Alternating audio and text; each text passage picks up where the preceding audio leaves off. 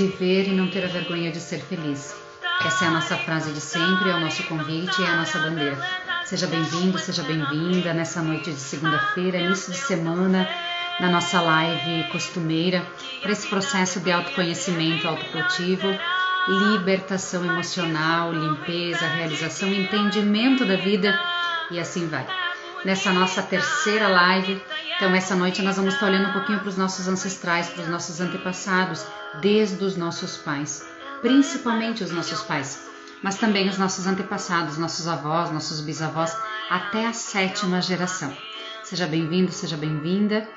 Se você está assistindo a reprise do IGTV, no final deixa aqui o seu comentário, se faz sentido para você tudo isso e qual é o próximo passo que você decide passar. Porque não adianta só receber pitadinhas de água e de remedinho se a gente não cuida para que essa doença, digamos assim, retorne no nosso campo físico. Então, quando nós temos o entendimento e a expansão de consciência, o convite é: qual é o próximo passo? O que nós vamos fazer? Se entendemos que tem muita coisa aqui dentro que precisa ser liberta, ou ao menos que precisa ser entendida, que precisa ser ressignificada, qual que é o próximo passo? Então fica o convite para você, para que repense e decida qual é o próximo passo.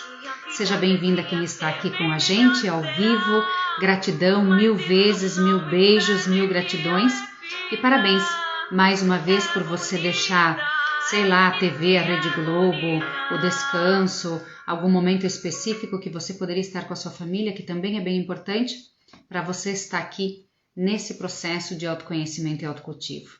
Então seja bem-vinda a Lu Benac, a Sônia, a Bel Dias, a Rose, bem-vinda, a Ana, sempre nossa parceira, amada, gratidão, Mari, nossa, batendo ponto, Tere, gratidão, Verani, você conseguiu, que delícia, Salete, bem-vinda, Terezinha, um beijo no teu coração, Ivana, o som tá muito alto? Abaixa ali daí.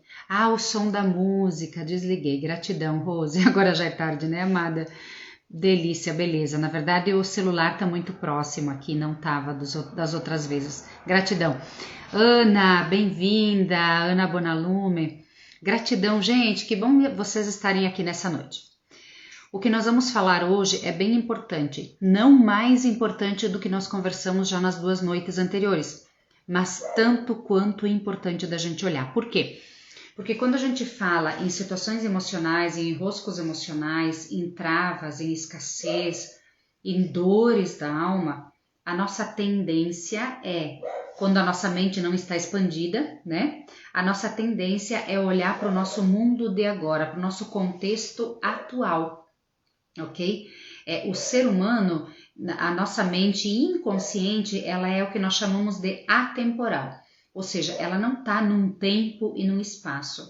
O que eu quero dizer com isso? Uma dor emocional que nós vivemos lá na infância, ela continua doendo, ela dói, tá? Ela não tem um espaço e tempo. Se ela não é cicatrizada, ela continua doendo. Diferente que qualquer outro episódio, que qualquer outra experiência que vivemos e que não seja traumática, que não seja de dor. Tanto é porque nós lembramos mais as situações de dor do que as situações de força, as situações de vitória, as situações de entendimento. Eu tô olhando para cá porque meu parceiro tá passando aqui, daí a gente se cumprimentou. Quer vir aqui dar um oi? Vem aqui dar um oi. Todos nós temos um alicerce, né? Diz que por trás de um grande homem há uma grande mulher, mas no lado de uma grande mulher também há um grande homem. Se era atrás de uma grande mulher, tinha um pequeno homem. Não está atrás, está no lado, né? Esse é meu esposo, para quem não conhece. O Ednael também é reikiano, está saindo de um processo de reiki agora também. Estamos nos ajudando, nos assessorando. Neia, bem-vinda, que bom que você está aqui. Tere, esse telefone... o teu telefone, perfeito. Tere, me manda inbox depois, porque eu não tenho como anotar aqui. E eu vou perder as conversas aqui nossas, tá? Só se eu assisto de novo a live, tá bom? Me manda no privado, me manda em mensagem depois, ok? Entra ali no meu Insta, aperta a mensagem e aí tu manda pra mim, tá, minha linda? Isso aí, gratidão. Roseli, bem-vinda. Simone, bem-vinda. Neia, Elisandra. Show, bem-vindas. Que bom. Simone, tem duas Simones, as duas Simones entraram juntas, ó, Simone Petroli e a Simone Testolin, bem-vindas as duas. A Mari dando oi pro Ed, conhece ele bem, né, Mari? Delícia, que bom. Então, como eu estava dizendo, a nossa tendência diante dos acontecimentos, das nossas experiências, é olhar para o nosso período de agora, para o nosso contexto nesse exato momento, né? Eu não tô me dando bem com o meu parceiro, ele é o culpado, ele é chato, ele faz isso, ele faz aquilo, isso me irrita, quem é que não enxerga que isso é errado? E aí a gente critica. E os meus filhos podiam me ajudar mais, eu faço tanto por eles, eles fazem isso e fazem aquilo, ou não fazem isso, não fazem aquilo. A nossa mente consciente, ela fica no aqui e agora, ela vai rebombando, pipocando, ela vai com o seu radar tentando encontrar um motivo para esse sofrimento, tentando encontrar uma razão, tentando encontrar uma desculpa. Espero que não doa muito, mas de alguma forma tentando encontrar um culpado, uma culpada, tá? Para as situações de dor que nós vivemos. E, na verdade, quando a gente começa a trilhar um caminho de autoconhecimento e de expansão de consciência, a gente entende que nós somos responsáveis por tudo que acontece conosco. Se nós somos responsáveis por tudo que acontece conosco, nós temos uma parcela de responsabilidade sobre a ação dos outros em relação a nós, ok? Não que aquilo que eles fazem, nós somos responsáveis. Nós somos responsáveis pela dor que nós sentimos dentro de nós, tá? Porque se alguém fora de nós faz alguma coisa que nos fere, é justamente porque nós temos já essa dor dentro de nós. Oi, Nini, oi, Isa, tudo bem? Gratidão pela linda.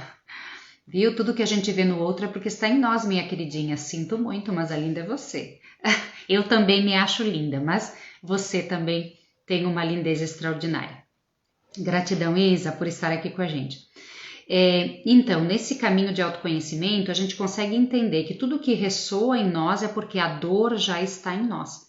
Então, não é que nós somos responsáveis pelo que eles fazem, eles são responsáveis pelo que eles fazem, porque justamente se eu sou 100% responsável por tudo que acontece comigo, o que acontece com ele, o entendimento dele, ou o que o filho está semeando, ou o que o parceiro está semeando, ou o que o chefe está semeando e vai colher desse comportamento, digamos assim, dele, que está me doendo, ele é 100% responsável também pela sua semeadura, pela semeadura dele. Mas eu sou responsável pelo quê? Eu sou responsável pelo desconforto que está em mim. Eu sou responsável pelo que dói aqui dentro, tá? E aí, por que dói aqui dentro? É por isso que a gente olha para nossa ancestralidade. Então, dói aqui dentro, como nós já conversamos ontem. Dói aqui dentro porque nós temos memórias de dor que muitas vezes são da infância, ok? Então é um quesito.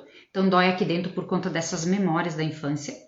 Dói aqui dentro porque tem processos da vida que nós não entendemos, como por exemplo as leis sistêmicas, como por exemplo a lei do livre-arbítrio, tá? Que eu insisto em falar aqui. Por quê? Porque é justamente esse processo que vai criar uma expansão de consciência.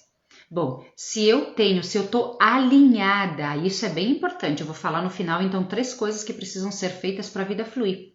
3 coisas desses 3 dias que nós conversamos, 3 coisas que precisam ser feitas para a sua vida valer a pena, para você ter um novo brilho na sua vida, para você conquistar os seus sonhos, para você prosperar, para você ter uma vida leve, para você ter paz interior.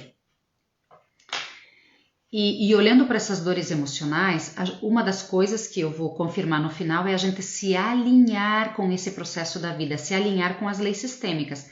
As leis sistêmicas, você acreditando ou não, elas existem, como por exemplo a lei da gravidade. Eu não acredito que a lei da gravidade existe, mas se você pega uma laranja e solta ela no chão, a laranja vai cair. Você acreditando ou não, não precisa da sua fé para a lei da gravidade funcionar, tá? Na verdade, as leis sistêmicas são a mesma coisa, elas não precisam da tua fé, elas não precisam da tua crença para elas funcionarem, elas funcionam.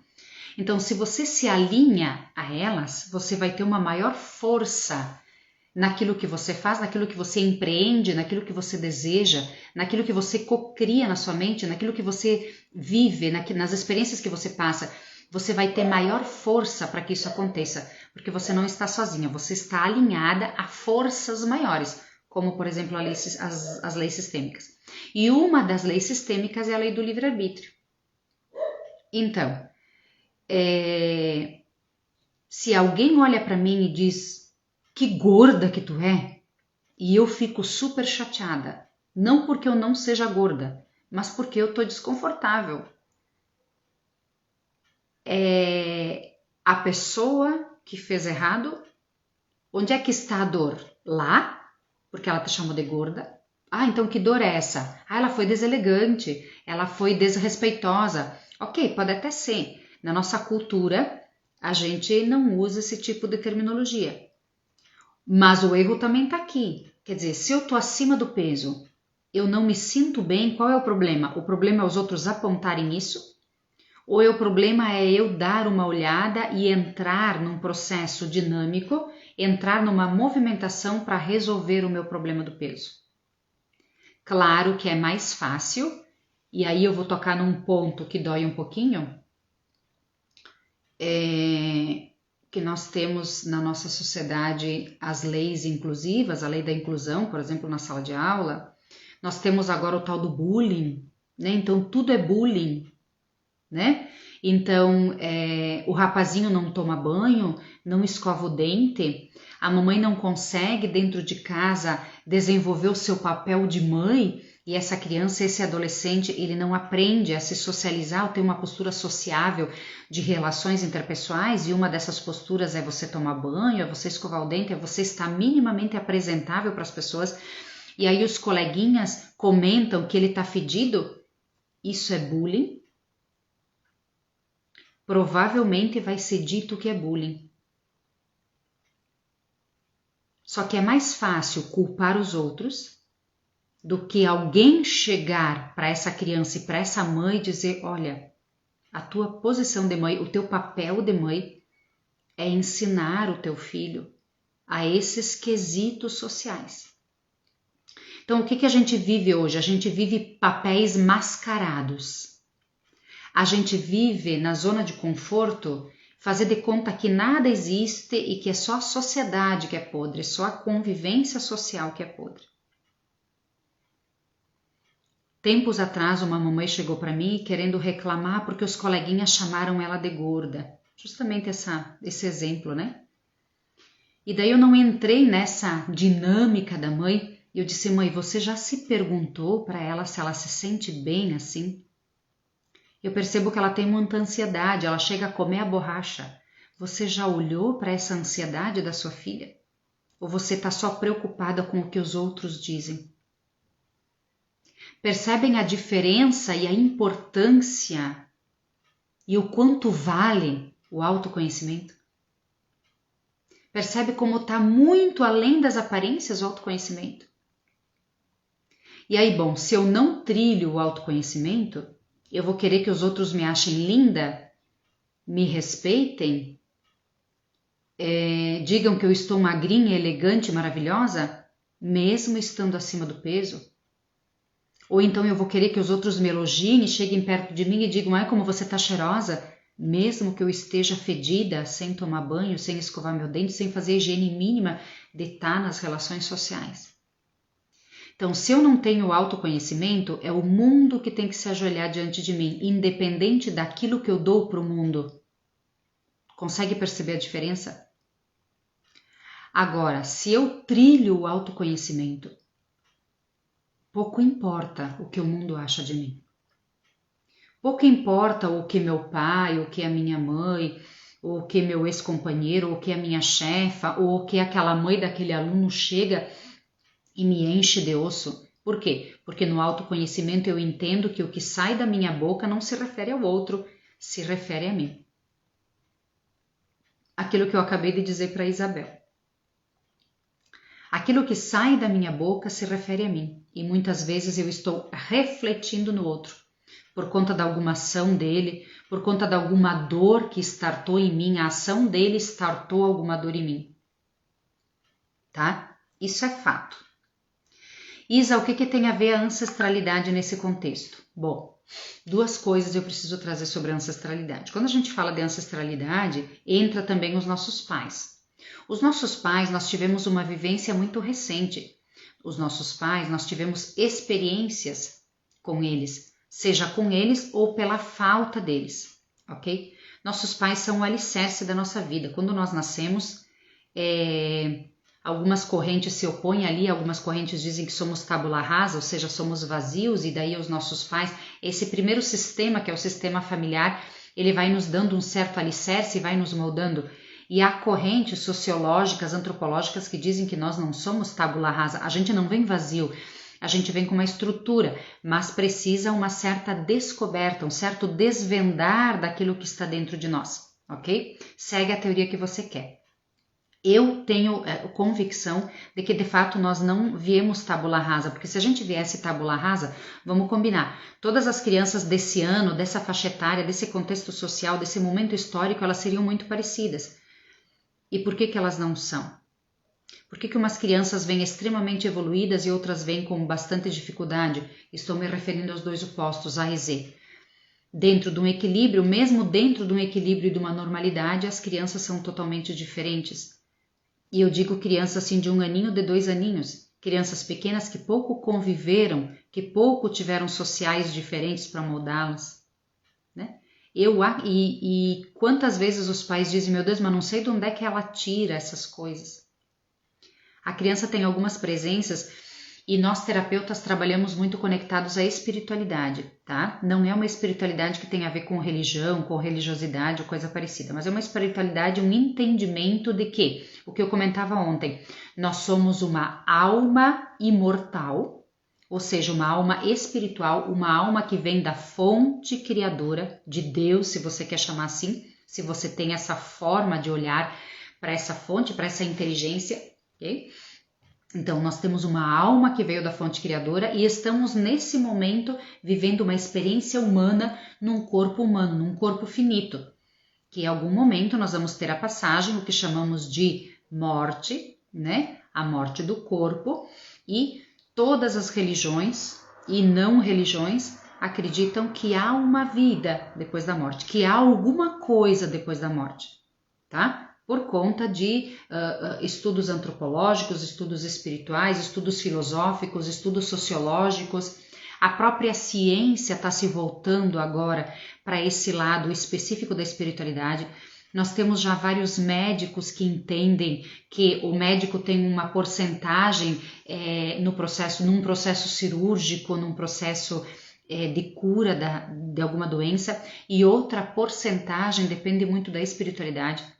Inclusive tem universidade já estudando concomitante a medicina com a espiritualidade. Nós temos uma lei no Brasil, inclusive, há uns 2 anos que foi aprovado 3 ou 4 cadeiras de espiritualidade dentro das disciplinas.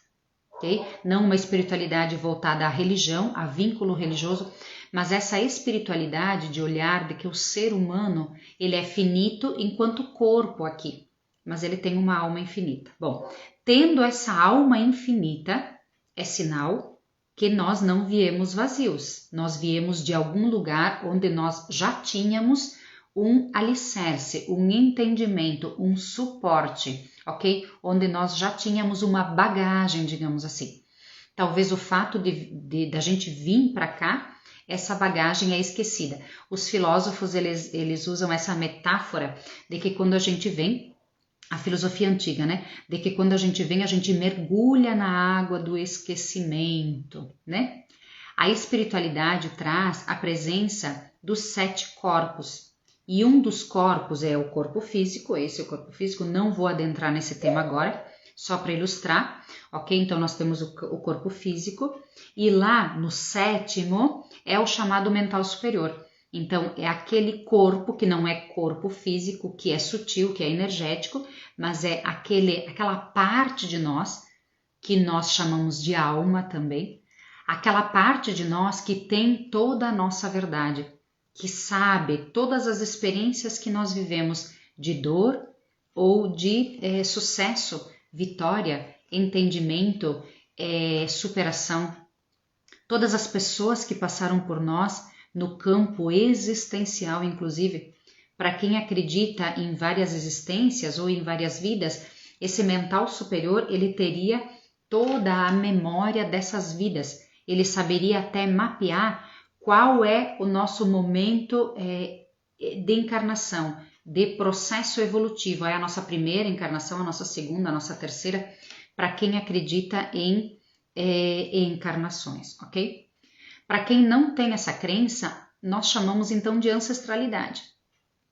Ou seja, quem me garante que eu não era a minha tartaravó, ok? E assim por diante, certo?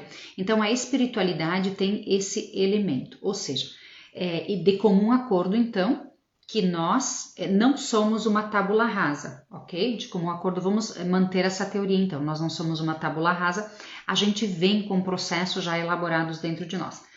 Mas o que mais pesa em nós, o que mais molda em nós, a gente vem sim como uma massa de modelar. A gente vem de alguma forma extremamente receptivos. Por quê? Porque a gente está chegando num lugar novo. Como é que a gente faz quando a gente vai morar num outro país ou numa outra cidade? Nem sempre, né? Mas a pessoa que tem uma alma mais leve, mais simples, ela chega num lugar, ela chega num determinado país e ela vai mergulhar o máximo que pode nesse processo social. Como é que as pessoas vivem aqui? Eu vou entender. Claro que tem pessoas que chegam com uma arrogância, que chegam num determinado país, que acham que chegou o Papa e aí querem ensinar, né? Querem ensinar, uma única alma perdida lá quer ensinar as outras pessoas como é que vive no seu país de origem, né? Mas isso é um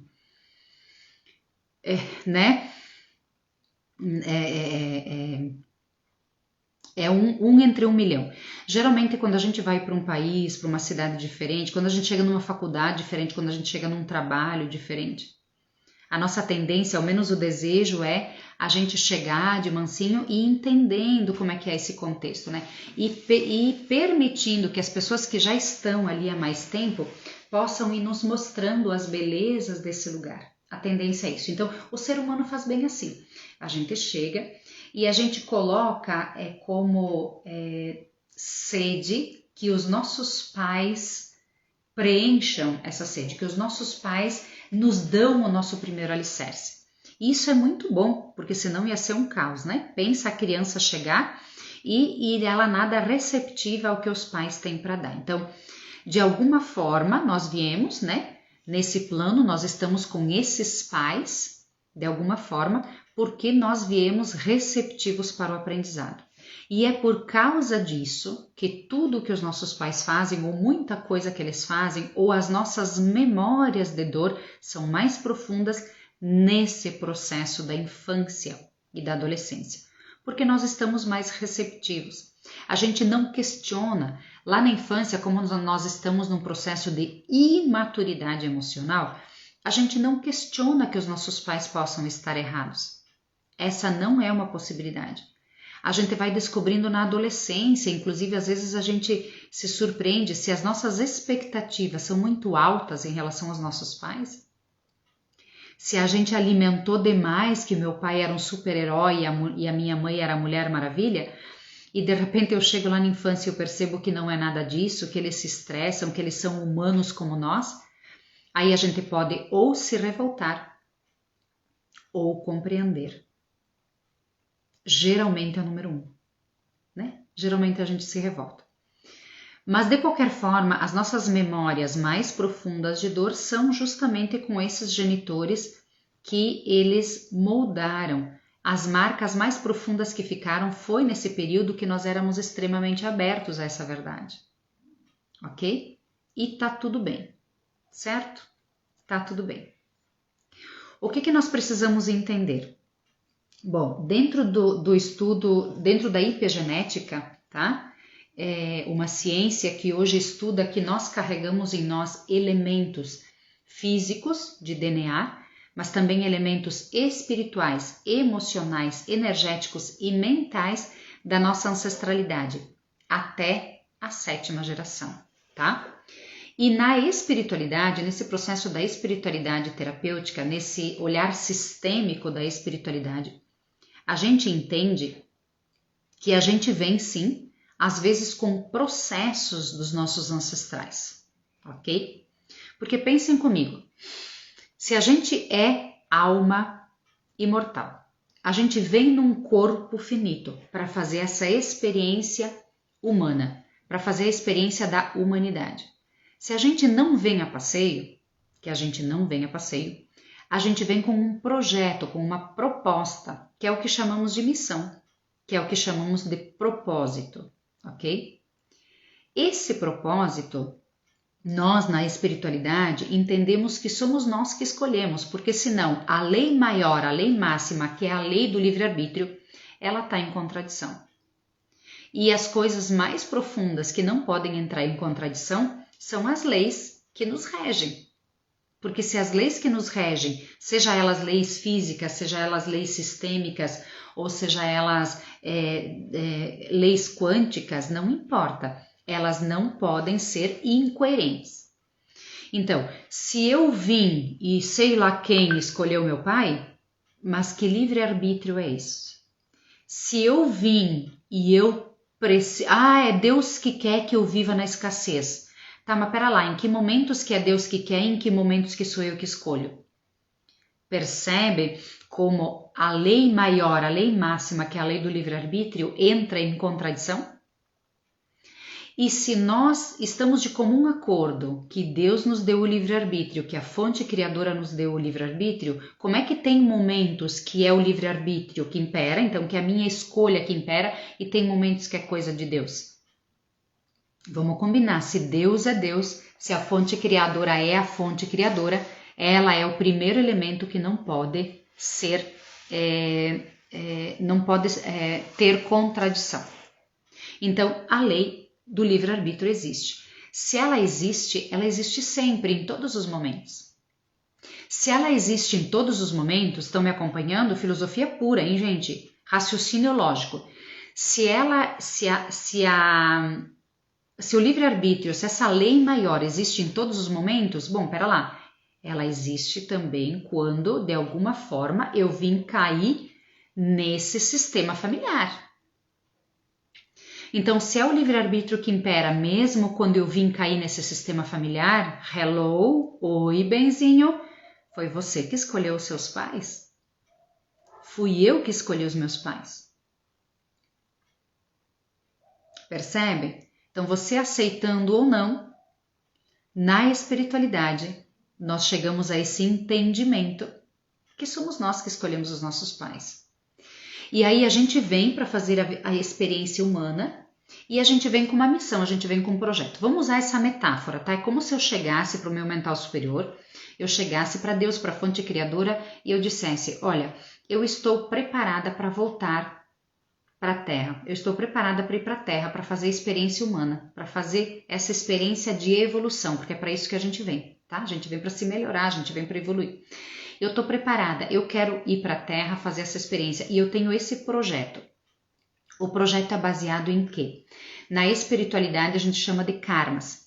O que é um karma? Um karma é uma dor que por conta do livre-arbítrio foi causada para si mesmo ou para outra pessoa, só que ela foi causada e não teve um fechamento positivo, tá? Isso é um karma, a teoria, né, do karma. Na prática, Isa, o que é um karma? Eu tirei a vida de alguém, eu matei alguém e eu não paguei por isso, ok? Eu morri antes, por exemplo, né? Eu tive um ataque cardíaco, eu morri e eu não paguei, não passei pelo processo de redenção desse karma. Tá? Isso quem que julga? Nós? Não, né? Não somos nós que julgamos, até porque nós não sabemos o que a pessoa está passando ali dentro. Nós não sabemos as dores que essa pessoa está passando. E aí, claro, vem os nossos julgamentos humanos, aprontou a vida toda, depois morreu de ataque cardíaco, ainda a morte santa. Vai saber o que se passava dentro dessa pessoa.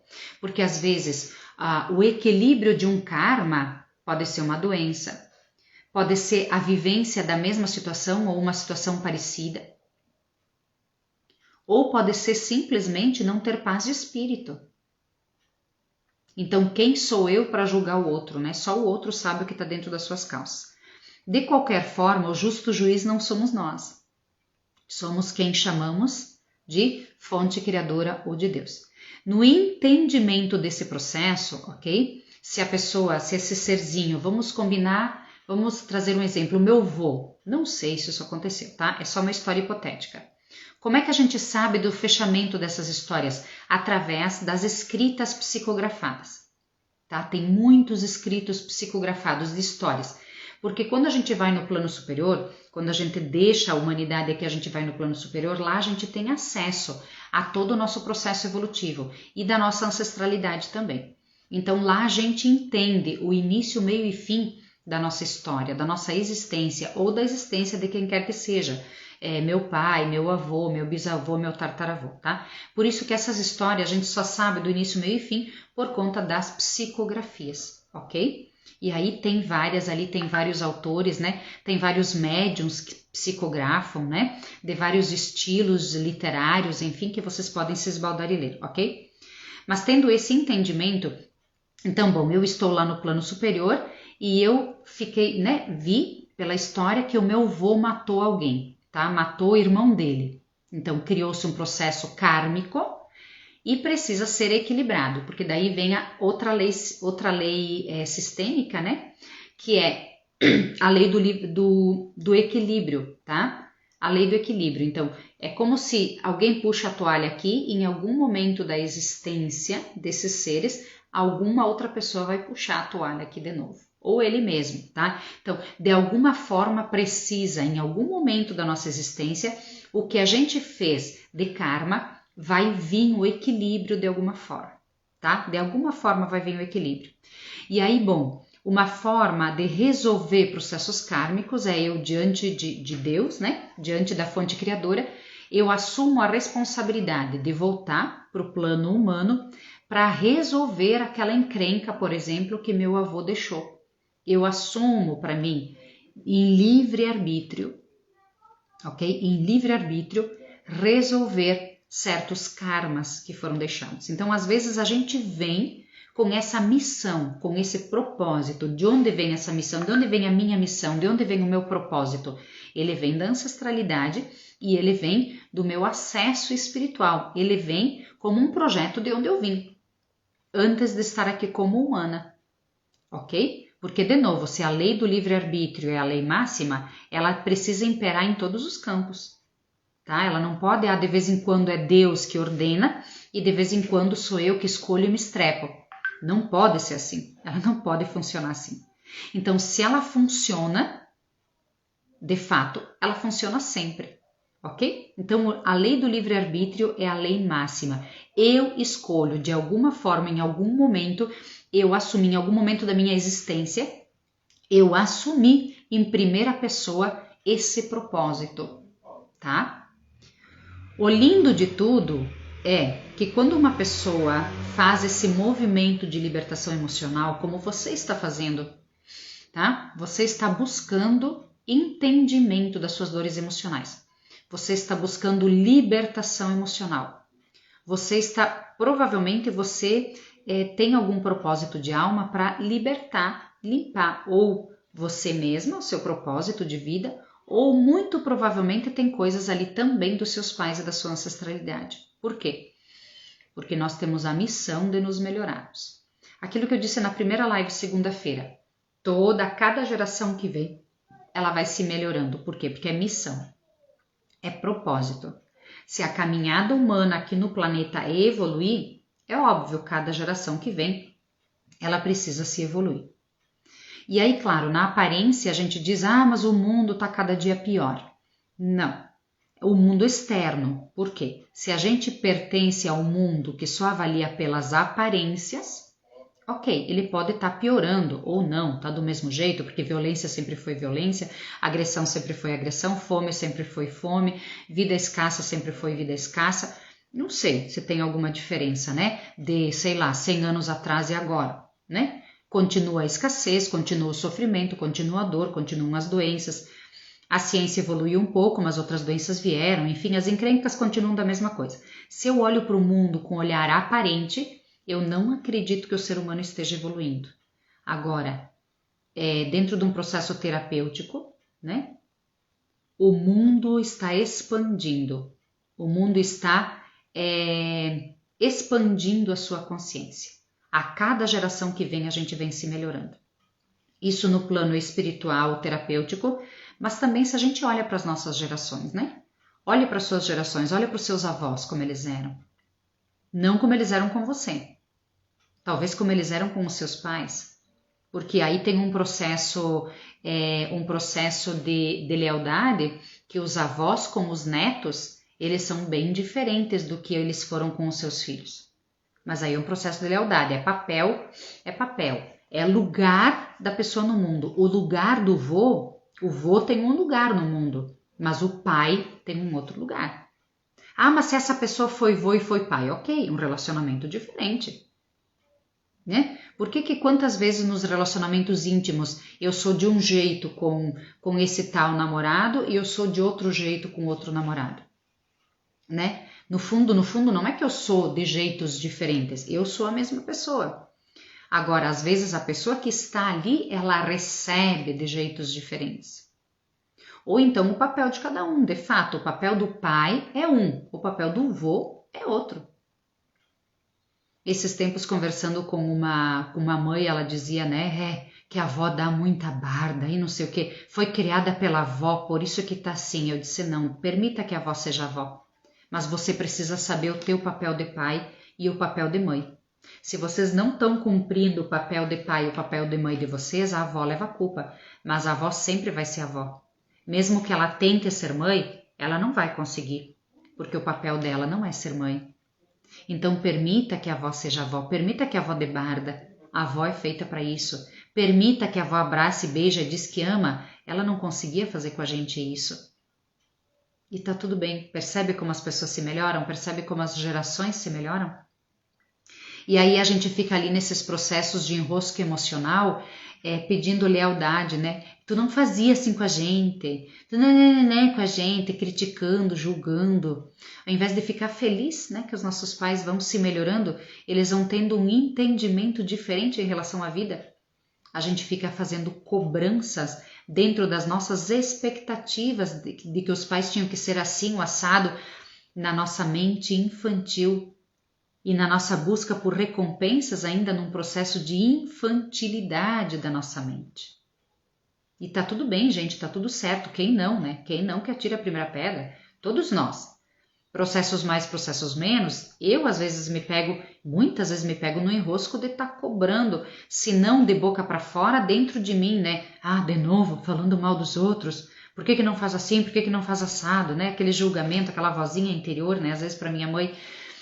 Dentro de mim, né? Eu não falo mais, mas dentro de mim aquele julgamento. E aí eu me dou conta, Isa, a lei da ordem, a lei da hierarquia, ela veio primeiro, honre, tu tá aqui só por causa dela. Ela deu o melhor que ela pôde. E ela não tem o dever de superar as tuas expectativas. Ela tinha o dever de te dar a vida e ela deu. Então o melhor que ela pôde, ela já fez para ti. Para de criticar, permita que ela seja ela.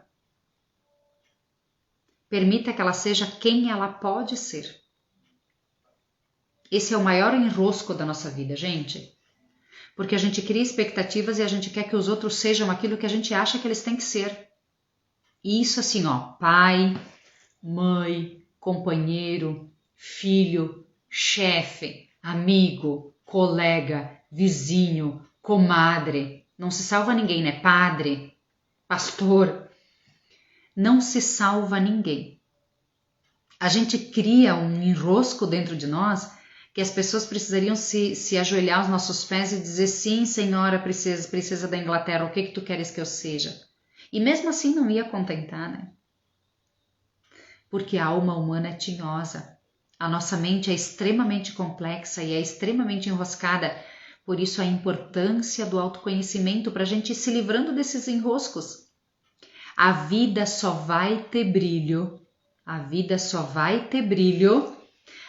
só vai prosperar quando você se ama e se permite ser quem você pode ser. E quando você ama as pessoas que estão ao seu redor e as permitem ser quem elas podem ser, e não quem você quer que elas sejam. E por outro lado, você tem esse entendimento e você se livra das encrencas das pessoas exigindo que você seja aquilo que elas querem ser. Por que nós somos assim? Porque os nossos pais exigiram de nós aquilo que eles queriam que a gente fosse. Por causa do quê? Do não entendimento, e tá tudo bem. Hoje nós temos esse entendimento de ser diferentes. Hoje nós podemos ser diferentes. E por isso que eu quero dizer para vocês com toda a certeza do mundo, os seus ancestrais estão lá em cima, se é que é lá em cima o lugar, enfim, onde eles estejam, né, numa conexão de alma, numa conexão de amor, de gratidão, você por eles. Por que você por eles? Porque se eles não tivessem dito sim, se os teus avós não tivessem dito sim para ter o teu pai, e os teus pais não tivessem dito sim para ter você, você não estaria aqui. E assim, os teus bisavós, os teus tataravós. Por isso, o nosso sentimento maior em relação aos nossos ancestrais é gratidão. E se eles fizeram muita encrenca, muito enrosco, perdão da palavra, muita merda, é porque eles não entendiam. É porque eles não tinham essa possibilidade de expansão de consciência. É porque eles não conseguiram evoluir. Mas eu tenho certeza e dou essa certeza para ti, vou te provar que eles foram quem eles puderam ser. Sabe por quê? Eu te pergunto, se você soubesse que agindo desse jeito, fazendo isso, você estaria errada, você faria? Não. Com toda certeza não. Porque a gente não quer errar. O ser humano quer acertar. Só que a gente amadurece como? Errando. O processo de humanidade, o fato de passar aqui pelo planeta, o ser humano, o constituir-se humano, é errar e acertar, errar e acertar, errar e acertar. Eu erro, acerto, ok, passo para o próximo nível. Erro, acerto, ok, passo para um próximo nível. Isso é evoluir. Então, pela lei do livre-arbítrio, eu tenho o direito de errar. Pela lei do livre-arbítrio, você tem o direito de errar. Pela lei do livre-arbítrio, seu parceiro tem o direito de errar, seus filhos têm o direito de errar. Só que cuidado, hein? De repente você interpreta que o seu parceiro errou e para ele tá certo. De novo a lei do livre-arbítrio. Permitir o outro quem ele pode ser, quem ele veio para ser, quem ele quer ser. E permitir-se a você mesma ser quem você quer ser, quem você veio para ser. Cara, olha que libertação tudo isso. Mas como é que a gente faz toda essa libertação, Isa? Como é que eu coloco tudo isso dentro da minha mente, esse entendimento? Fazendo alguns processos terapêuticos. A mentoria da Isa, por exemplo, que vai abrir as inscrições amanhã, é um processo muito libertador para ajustar, para ter a metodologia de todo esse entendimento dentro de você e fazer com que esse entendimento, essa expansão de consciência passe a ser uma verdade. E aí você age assim. Agindo assim, você se liberta de todas essas dores emocionais, de todas essas memórias de dor, de todos esses enroscos emocionais. Você passa a entender das leis sistêmicas, você passa a perceber como é que você pode se alinhar às leis sistêmicas. Porque se você não se alinha às leis sistêmicas, nunca você prospera, nunca você sente paz interior, nunca você será assertivo, assertiva com as pessoas que você ama. Pode ser assertivo ali, mas depois cai. Você nunca vai ter paz dentro de você. Porque você vai estar sempre preocupada com o que os outros acham, se está certo, se está errado, não sei o que. Você vai estar sempre preocupado com os outros. A preocupação, a ansiedade, a depressão, tudo isso é uma luta para ser quem a gente não veio para ser. É uma luta para a gente se enquadrar num mundo onde não é nosso. Numa mente onde não é a nossa, a gente está forçando para ser quem nós não viemos para ser. Talvez para ser a expectativa dos meus pais, talvez eles tinham uma expectativa, para ser a expectativa da nossa cultura. Lembram ontem que eu falei da consciência coletiva, da consciência sistêmica, né, familiar, e da consciência individual. Então, a consciência individual nós temos consciência e inconsciência. A nossa inconsciência é 90% mais. A nossa consciência é 10% menos, tá? É muito difícil chegar a 10% da nossa parte consciente, tá? O inconsciente coletivo é aquele jeito de pensar de uma cultura, de uma sociedade que estipula umas regras que não são escancaradas, que não são regulamentadas, ok? São regras sutis, certo? São regras que a gente não precisa dizer para as outras pessoas, todo mundo cumpre. Por exemplo, eu vou trazer um exemplo esdrúxulo aqui, né? Nós temos uma regra na nossa convivência humana da questão do pudor, por exemplo. A gente não vai ali fora fazer xixi, né? Porque é essa questão do pudor. Claro que existe uma lei regulamentada também, né? Que se torna um crime, atentado ao pudor, tá? Mas ok, isso se alguém denuncia. Mesmo, aqui não tem ninguém, aqui na frente da minha casa não tem ninguém que vai denunciar. Mas eu não vou ali fazer xixi, porque alguém pode me ver. Isso é uma lei que ela está num combinado sutil da sociedade, tá? Isso faz parte da inconsciência coletiva, ok? É o inconsciente coletivo. Muitas coisas, por exemplo, do inconsciente coletivo que nós carregamos fortemente hoje é a mulher que cuida da limpeza da casa, é a mulher que cuida dos filhos, é a mulher que faz o mercado, a lista do mercado, ou que cuida da horta. Mas onde é que está escrito isso? Na verdade, são processos culturais instaurados, né? Tempos atrás, 50, 60, 70 anos atrás, a mulher não trabalhava fora, e aí sim, ok, então o homem trabalhava fora, provia o dinheiro financeiro, a mulher cuidava dos filhos, cuidava da casa. Só que agora a mulher também está trabalhando fora. E em muitos casos ela continua trabalhando fora, cuidando da casa, dos filhos, da limpeza, e ainda tem homens que dizem, isso não é tarefa minha. Isso está no inconsciente coletivo. Eu adoro o meu esposo porque ele diz, onde é que está escrito isso? Né? Ou seja, o fato de quebrar padrões e de questionar, tá, mas por que a gente age assim? Né? Tipo, onde é que está escrito? Por que tem que ser assim? Faz sentido para você tudo isso, gente? Tá te identificando? Não? Olha para os teus pais, olha para os teus ancestrais. Isabel Santos, Emapa Amizade, Patrícia, gratidão. Josi, Laércio, Deus te abençoe também, meu querido, que bom que tu tá aqui. Mano, Neca, Maria, que saudade, Maria, quanto tempo. Mari, obrigada, Mari, tá me ajudando a fazer sala ali, ó, que delícia. Que bom, Mari, me ajuda aí a receber as pessoas. Jair, Janete, que bom te ter aqui. Marilene, Luzia, as 3 noites a Luzia tá aqui, que delícia. Neia, Dilva, gente maravilhosa. A Luzia tá contribuindo aqui. Quando eu aceitei a minha infância, como foi? Peraí, perdi. Quando eu aceitei a minha infância como foi e agradecer meu pai por ter me deixado nascer, que tudo que passei serviu de aprendizado e me tornou muito mais forte e corajosa. Luzia, tu trouxe um elemento que eu vou pegar gancho aqui, ó.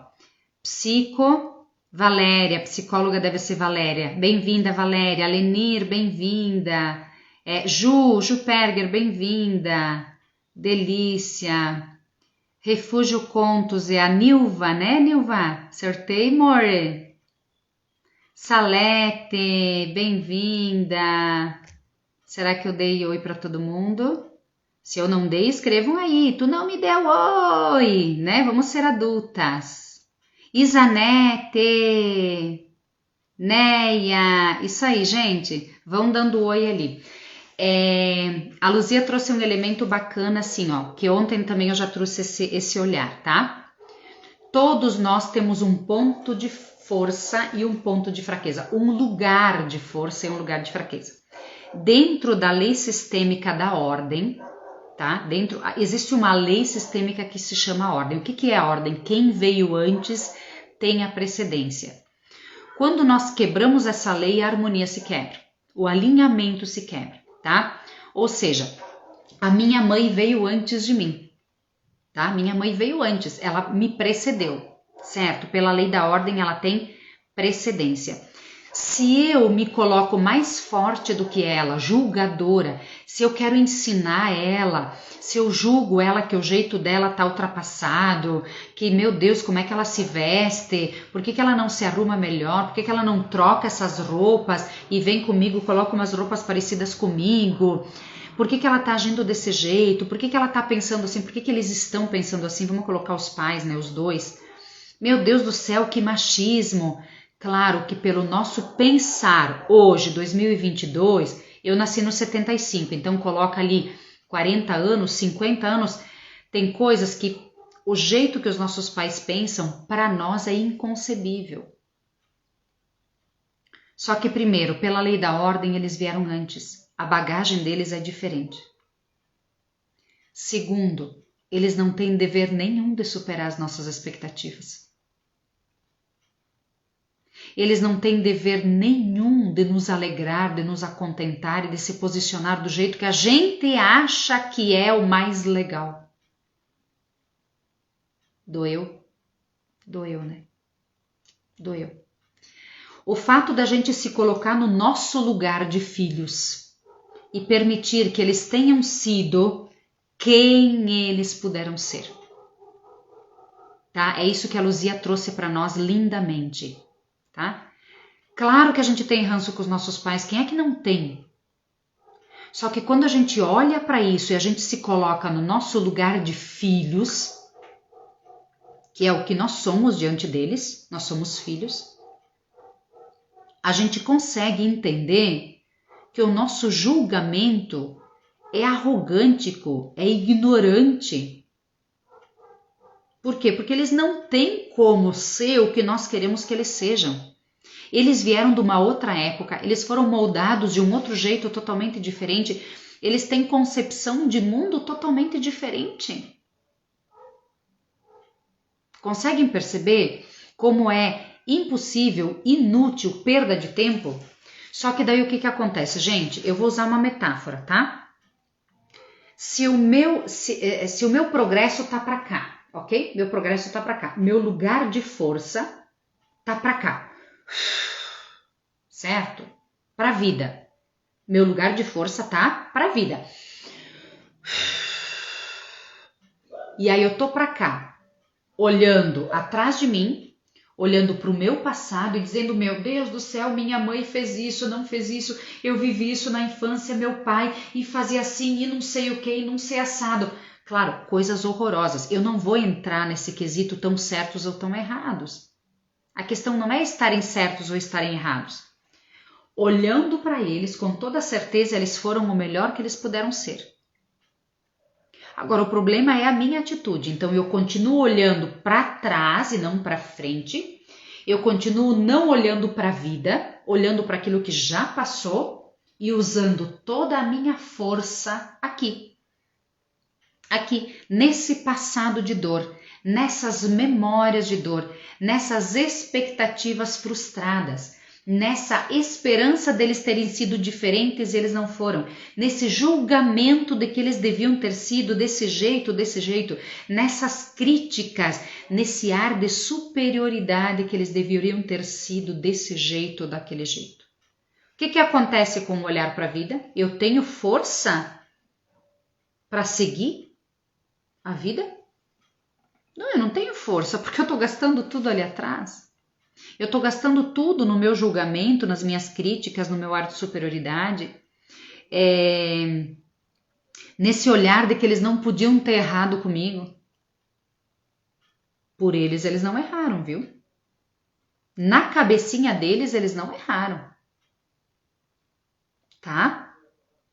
E se alguém vem me perguntar, eu enquanto mãe do Daniel e da Raquel, na minha cabeça, na minha consciência, eu não errei com o Daniel. Por quê? Porque toda vez que eu ajo com ele, eu acredito que é a melhor coisa a se fazer naquele exato momento. Os argumentos que eu tenho naquele momento, as ferramentas que eu tenho, o entendimento de mundo, daquela situação que eu tenho naquele momento, me levaram a entender que era a melhor forma de agir. Depois, se ali adiante, um pouquinho adiante, eu me arrependi, ou então a minha mente se expandiu e eu entendi um pouquinho melhor, Isso é ser humano, porque o processo de humanidade aqui na Terra é a gente se melhorar e o processo de humanidade é a gente expandir a nossa consciência, a gente ir entendendo melhor as coisas. Me diga aí, quando você tinha 10 anos e hoje, você não está infinitamente melhorada? Escreve para mim, você se sente assim? Você se sente melhorada do que quando você tinha 10, 11, 12 anos? Escreve para mim enquanto eu tomo uma água.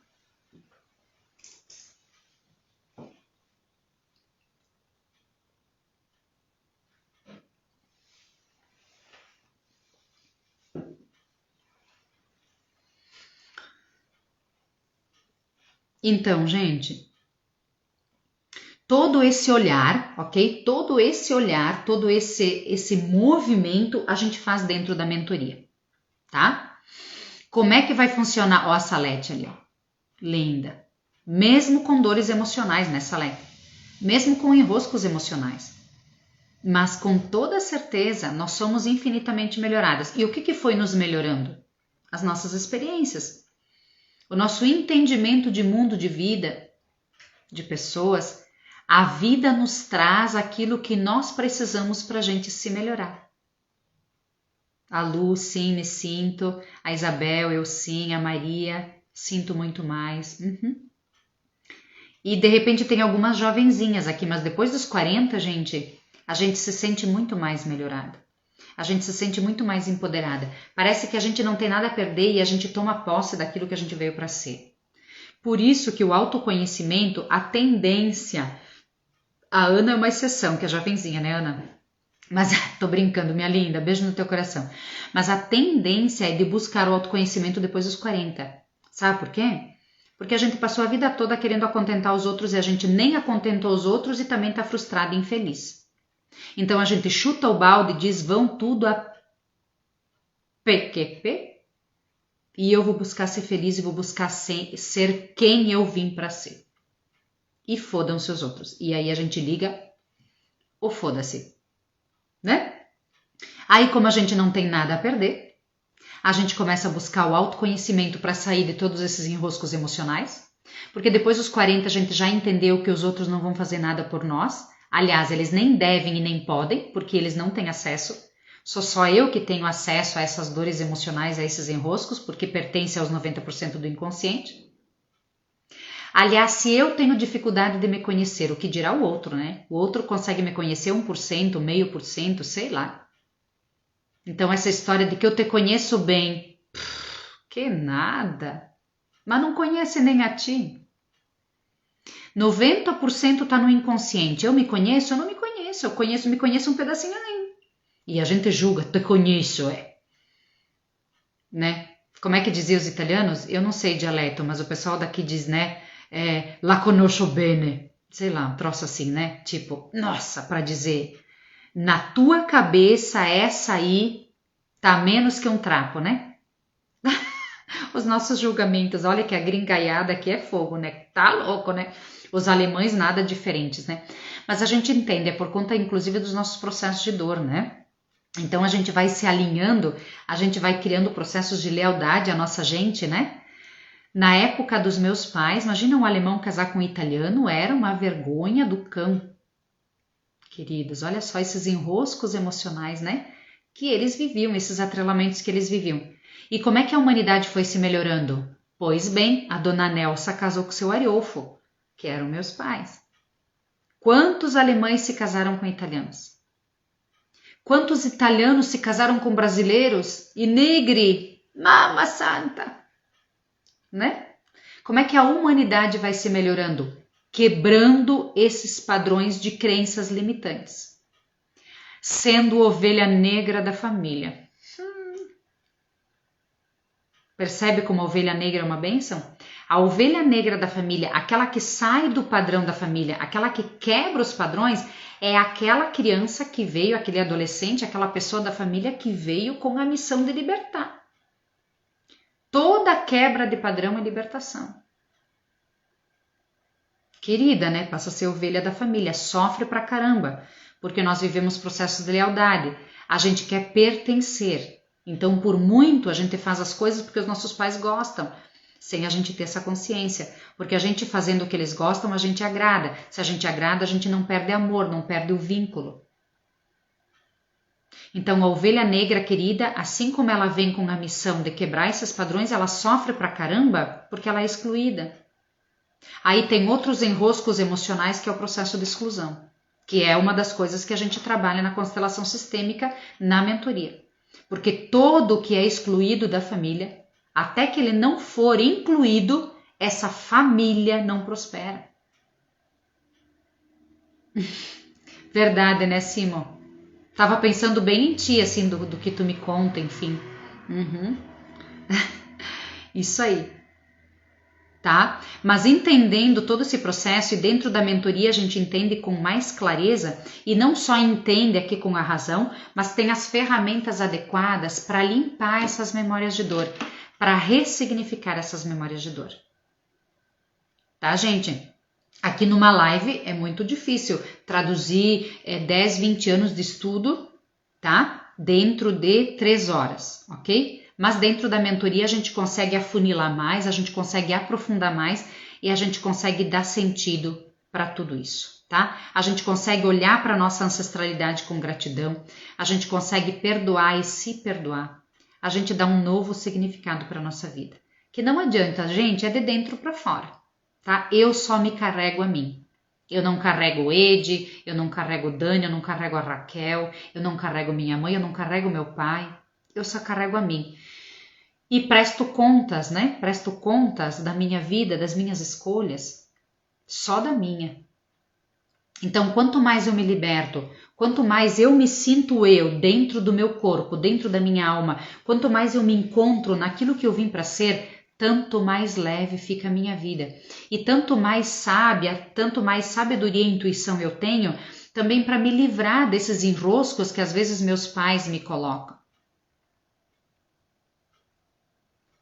Os pais terem me passado a cumplicidade de porque eu sou filho mais velho, a filha mais velha, eu preciso ficar cuidando dos pais, mas se eu não vim com essa missão, eu vou ficar infeliz aqui?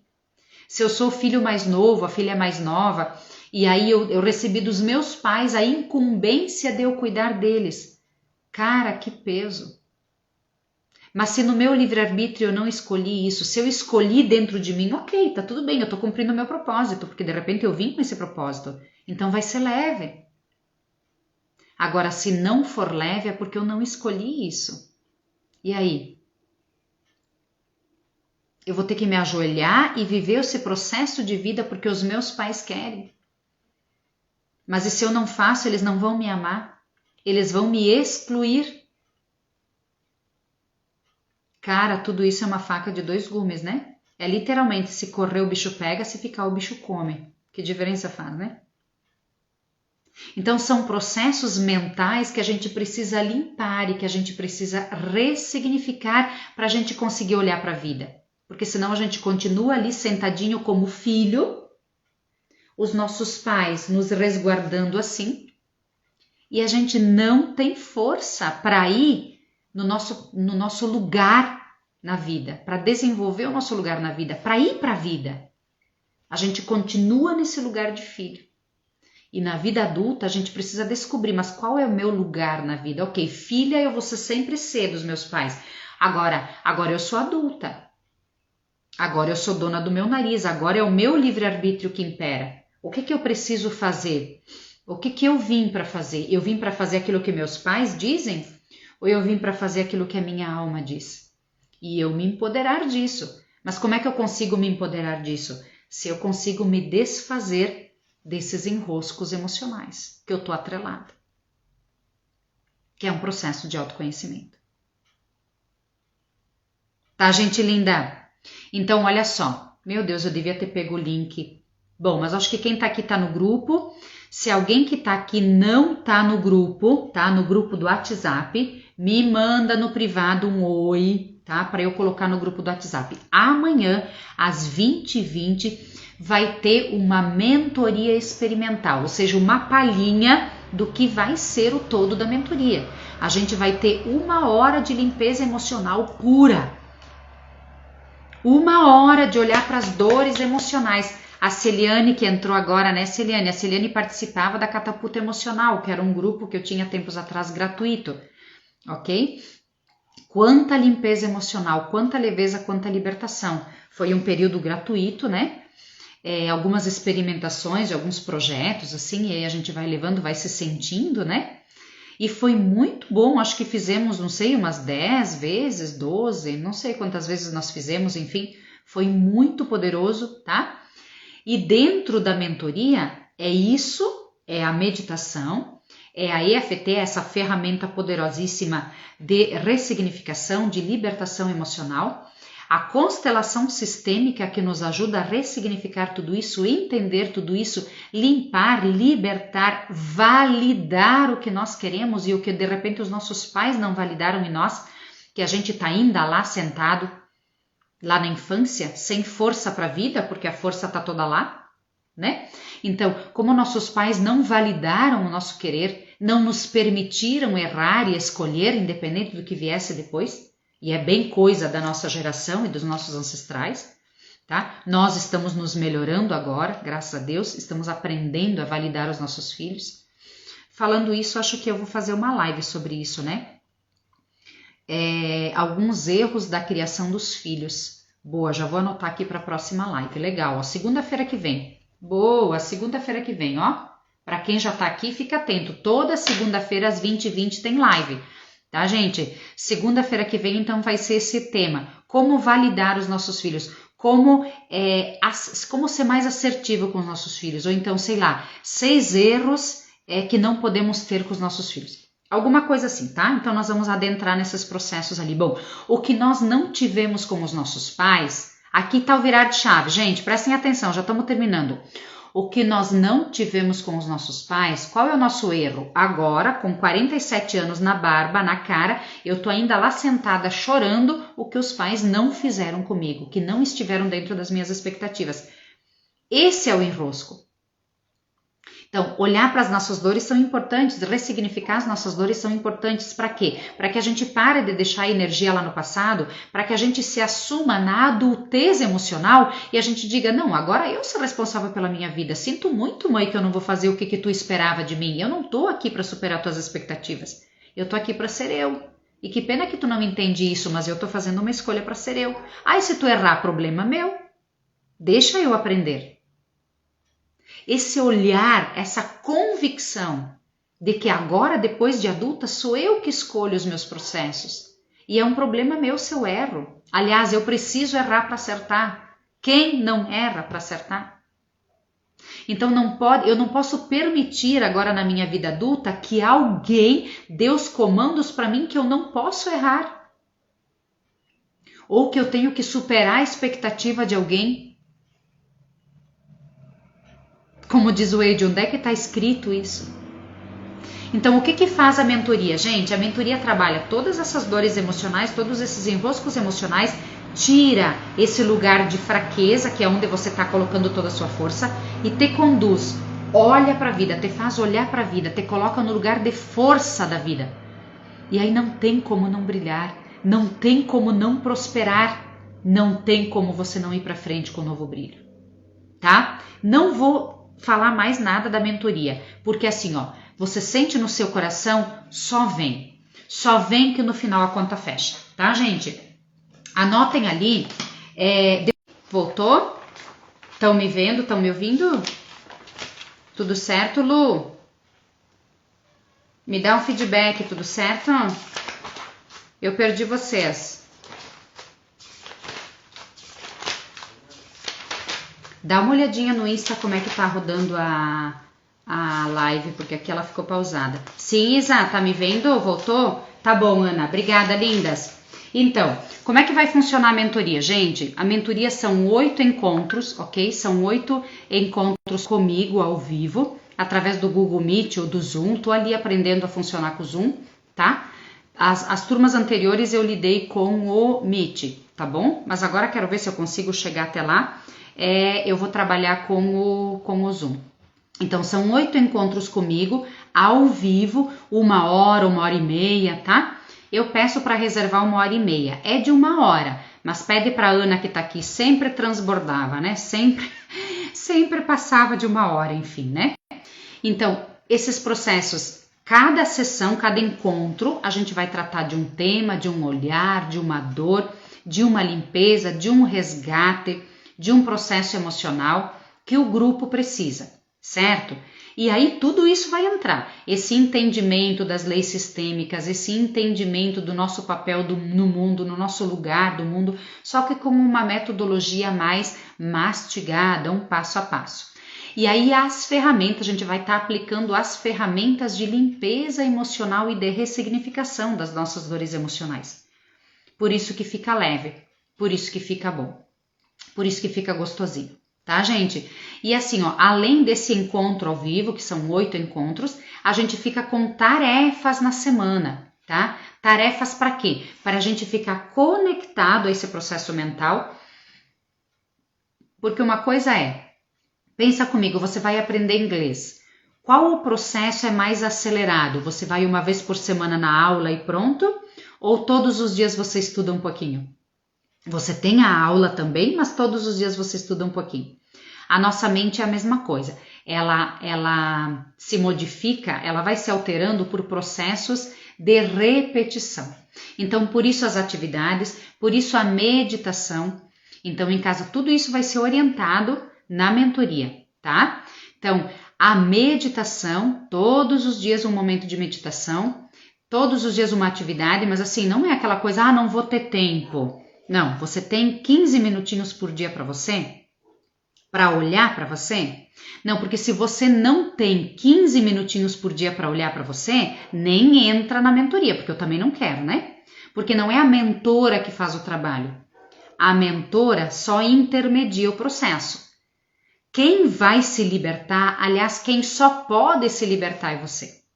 Quem só pode chegar a um entendimento, a uma ressignificação das dores é você. Porque eu nem consigo acessar as suas dores, ok? No máximo eu consigo acessar o seu campo morfogenético, ou seja, todas essas dores emocionais dentro da genética, da epigenética, da sua ancestralidade, das vivências que você teve da infância, das experiências do ventre materno, tudo isso até eu consigo acessar, nós conseguimos acessar juntas. Agora o processo de transformação é só você.